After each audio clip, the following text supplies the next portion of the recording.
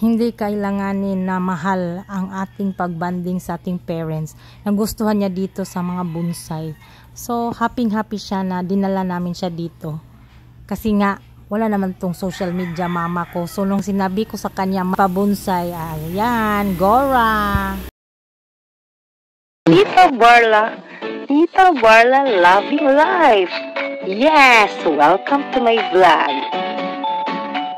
Subscribe and click the notification bell for more updates.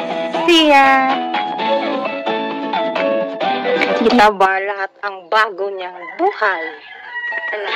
Bagong ticket. The plaza. Oh, yan. Good morning, everyone. Good morning, everyone. Today is Sunday. After Mass, nagpunta kami ng plaza. Kasi madaming tao, nakikimarites kami. Pasyal namin si Mother sa kanyang favorite place. May bonsai exhibit. Si Mother kasi is original na plant lola. Batang-bata pa kami yan.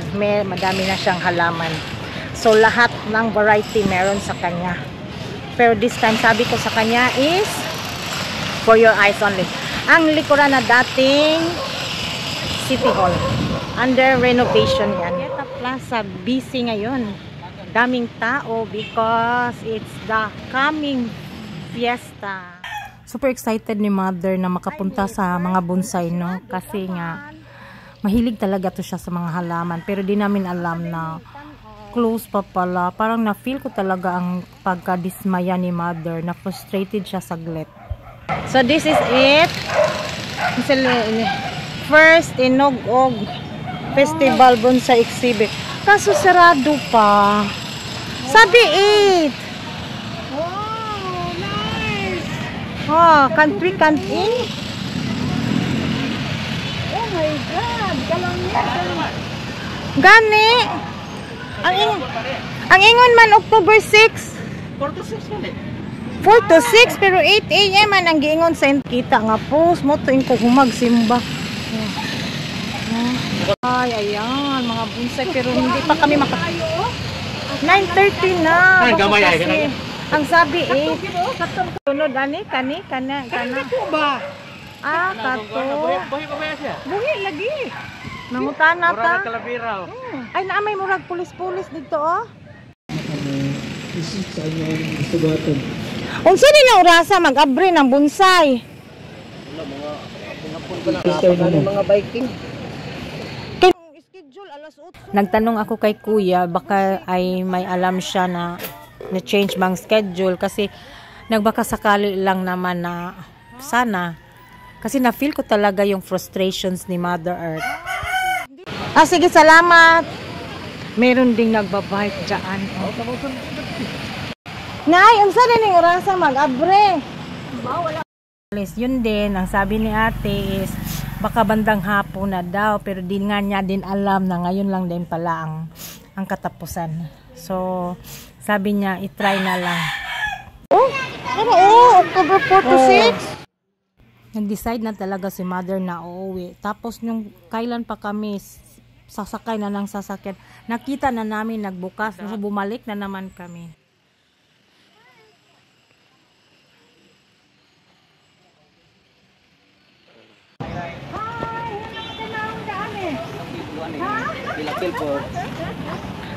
Nanguli na biyong takmi. Ganun na karon ka na open kay nagkuan pa ka. Lagi no kay san. Kalamba sir, kalamba. Sakol tanan. Miso ka ta, kalamba. Pero dili ni baligya. Nay mga for sale dito. Nay for sale? Nay. Adi man ko May banan kinareportahan. For your eyes raha. Ay bombe. Dili abgaw. Asa? Imong giduntan no. Kasi pasabot ni nga mo na yung original me kanang dako. Dahil nang gamay mo onay.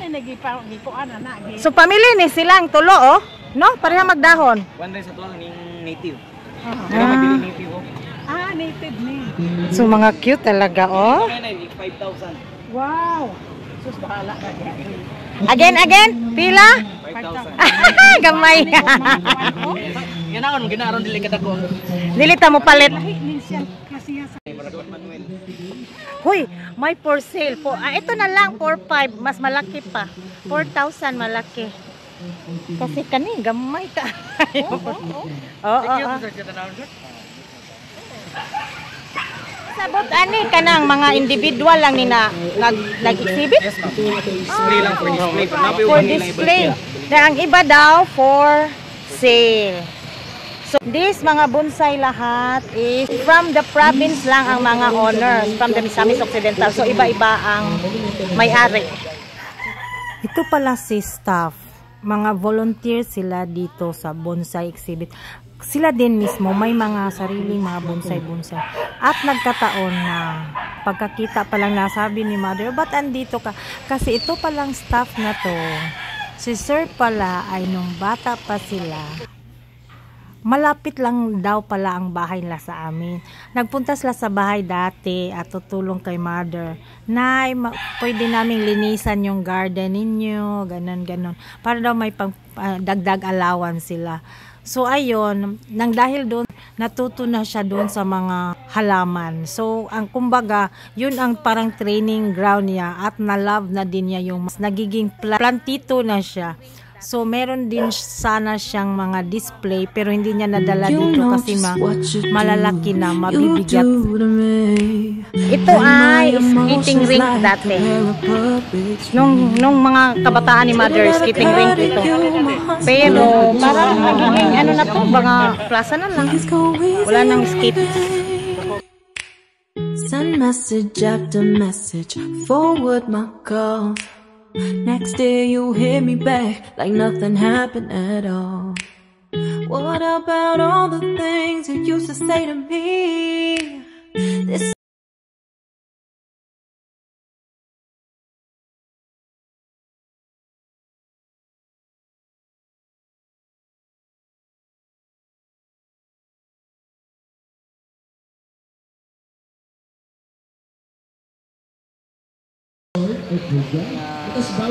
Ibang variety daw to. Yan sa. Nga nang likuan man siya og alambre. Murag guide niya, balik-balik ni mo. Murag patay oh. Pare ani mo sanga, imo sang yan ang alambre dire. Lifeline yan ni nasa likod. Lifeline. Oo. Unsa ayahang? Lifeline. Gitring pug kaani dire sir kay ga. So oh. Ay mga mandor manugbong mga taga-duntig. Nga ilang mga bonsai? Unya magpaulahi sila. 75,000 na carving. Awan na labot bonsai di. Ano ni?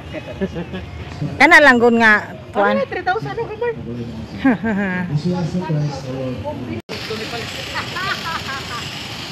Asay timki. Anong mahal man na kayo? 10,000. Hoy, Diyos ko. Years of training po din. Years of training din klase sa kahoy. Ay, dili. Buhay na nay, bawan lang.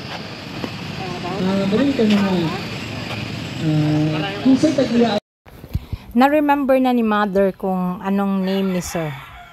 Si Sir Harvey. Tapos si Sir Harvey nag-explain na nag-ask lang sila ng permission from the tourism board display. Kasi ito yung first and the tourism, hindi na lang sila pinaparent.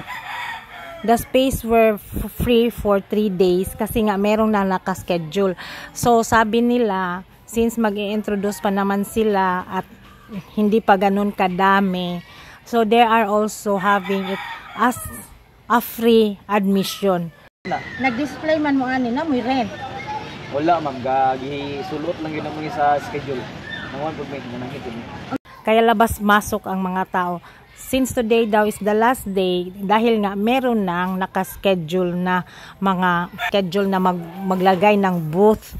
They're hoping that this 3 days display will open the public na bonsai growers, the bonsai fanatics have existed in the province. And sana daw next year, sana mabigyan pa sila ng space, pwede na silang makapag-rent, and then para magiging annual na daw sana at maging, kasi madami na daw sana yung magdadala pa, kaso nga sabi nila ilang days lang naman. Dito sa nga next year na po dito. Dito bakit? Para manganad na ng mga tao.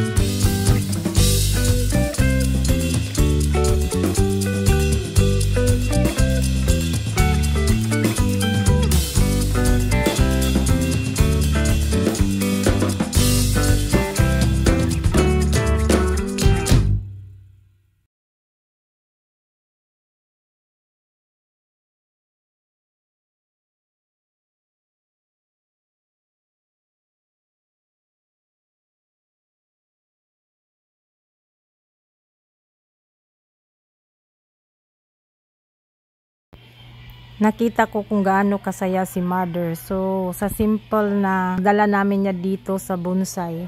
Kasi nga wala yung FB yung mama ko. So, ako ang nagdala. Natutuwa ako kasi sa simple na mga ginagawa namin, napatuwa natin yung mama natin. At hindi na kailangan pang maging mahal. Magbayad pa ng mahal para ma-enjoy yung moment nila, no? So let's enjoy the moment with our family.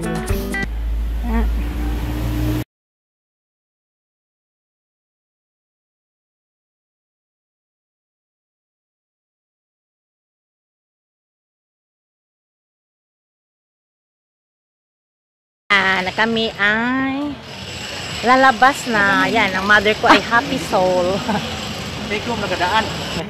Kung mga tugod, isip dugay gito. Kalot pang tunimo, no? Dugay mahal. Ayan. Bye-bye. Happy soul. Happy soul.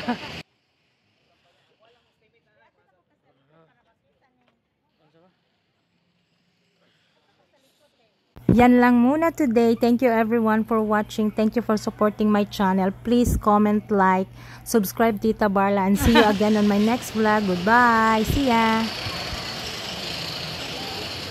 Oy, what's that? Saan ang yung mga mama ninyo? Ha? Happy ka diha.